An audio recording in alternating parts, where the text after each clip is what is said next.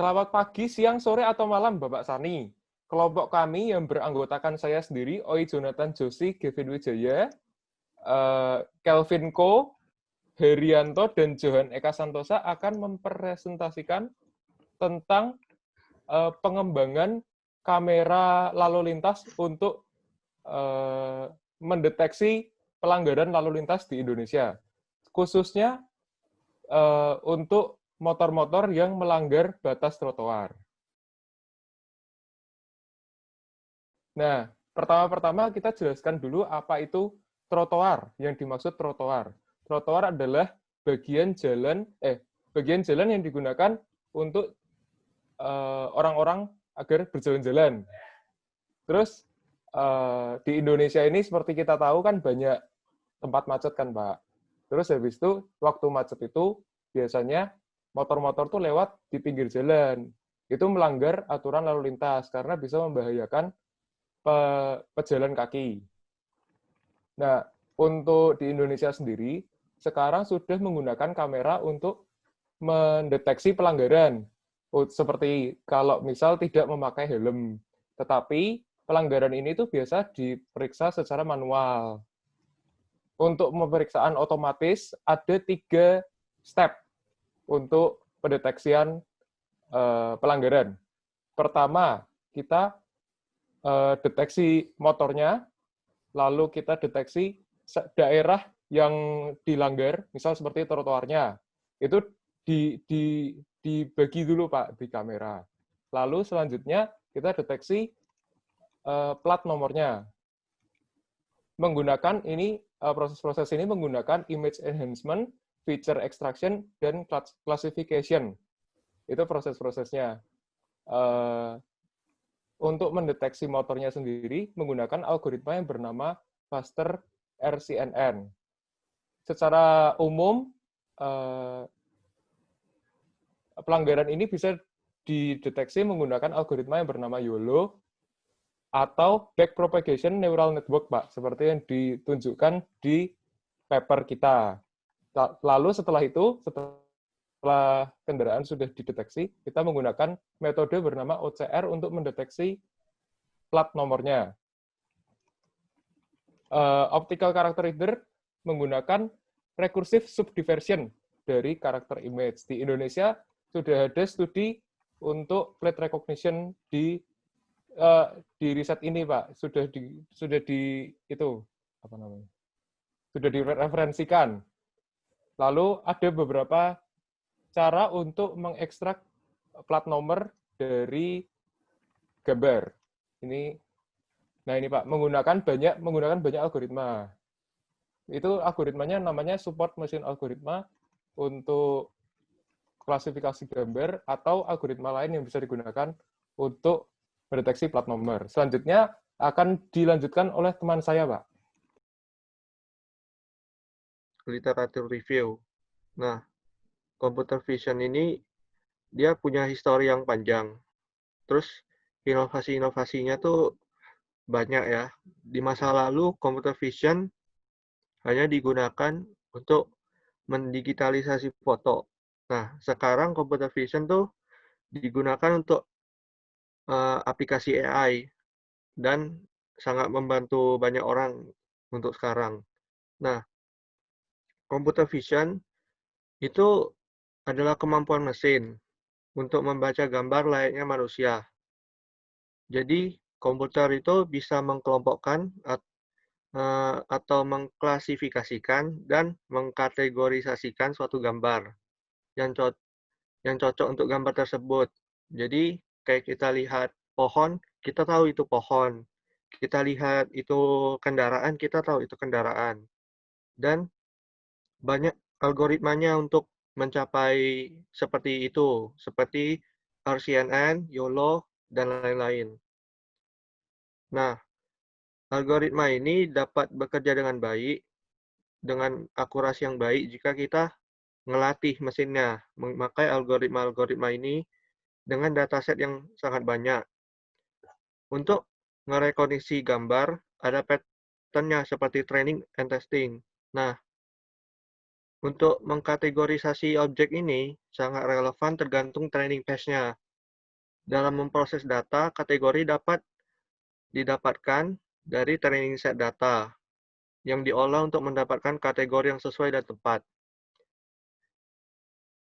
The Automatic License Plate Recognition System menggunakan computer vision dan teknologi ini, tapi sistem kita lebih kompleks daripada sistem yang lain, karena sistem kita tuh harus ngebaca dan ngeekstrak tiap karakter dalam sebuah plat nomor. Jadi bukan hanya merekognisi suatu gambar aja, tapi kita harus mengekstrak suatu karakter di dalam plat nomor tersebut.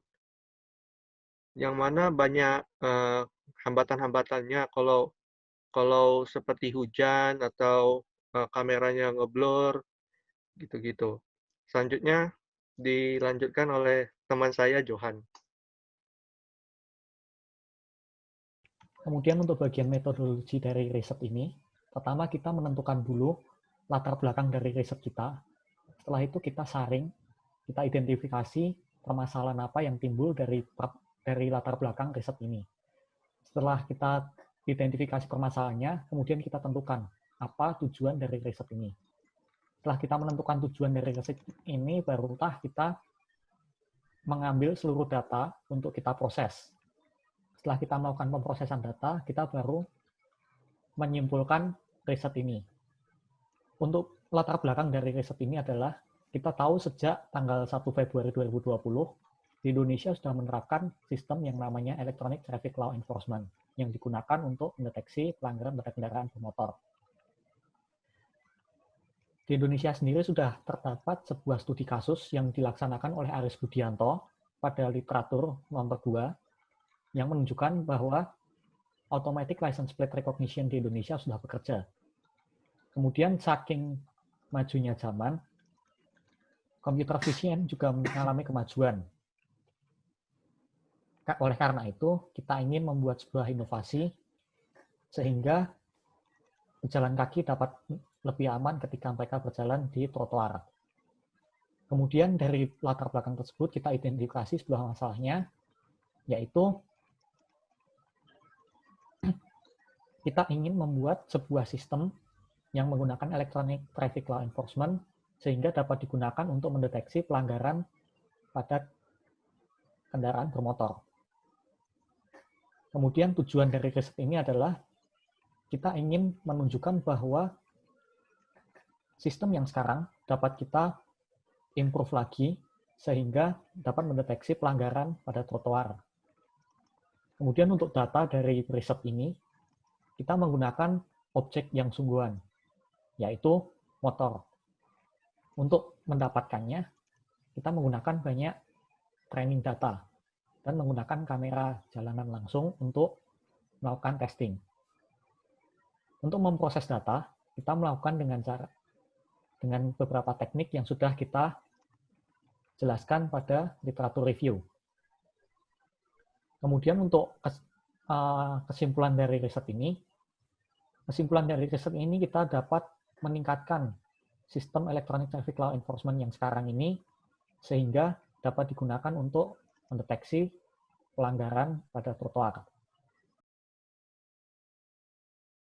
Kemudian untuk hasil dari riset ini adalah melalui paper ini kita menunjukkan sebuah inovasi dari peningkatan sistem Electronic Traffic Law Enforcement di Indonesia.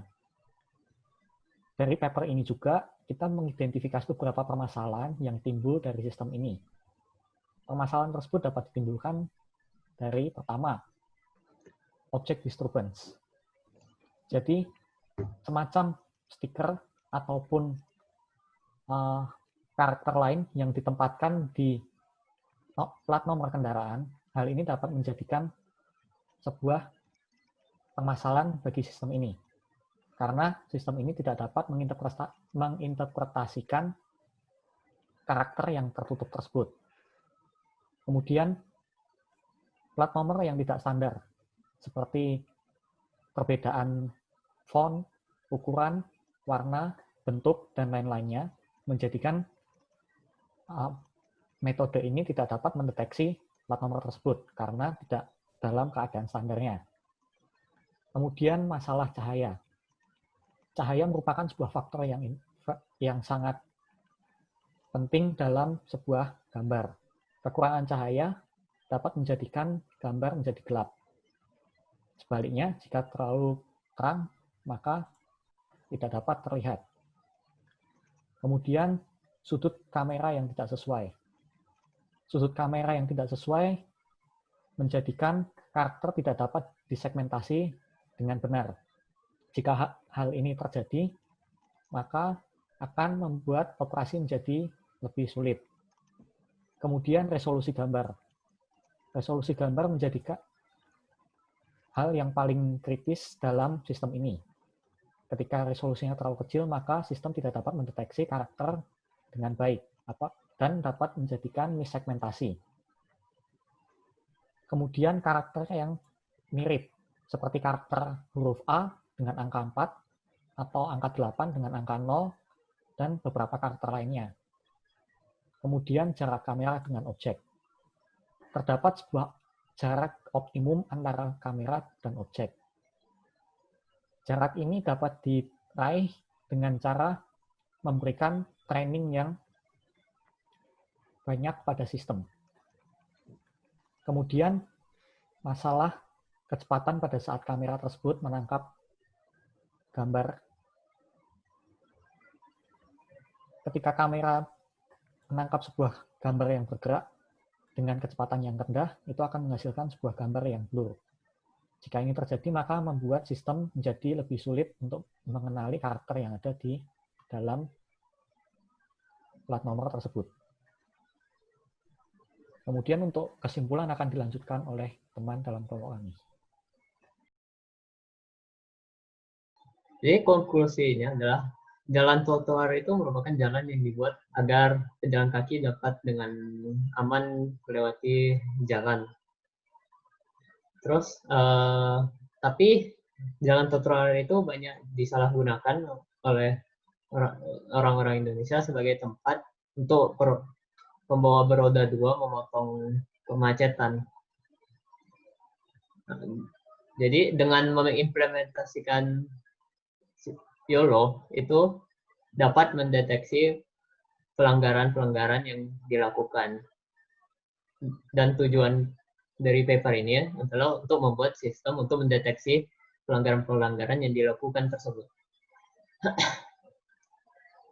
Dari hasil testing yang telah kami lakukan juga, kami dapat mengkonklusikan bahwa dengan mengimplementasikan modul-modul yang telah dirancang, itu hampir semua masalah lalu lintas itu dapat ditangani.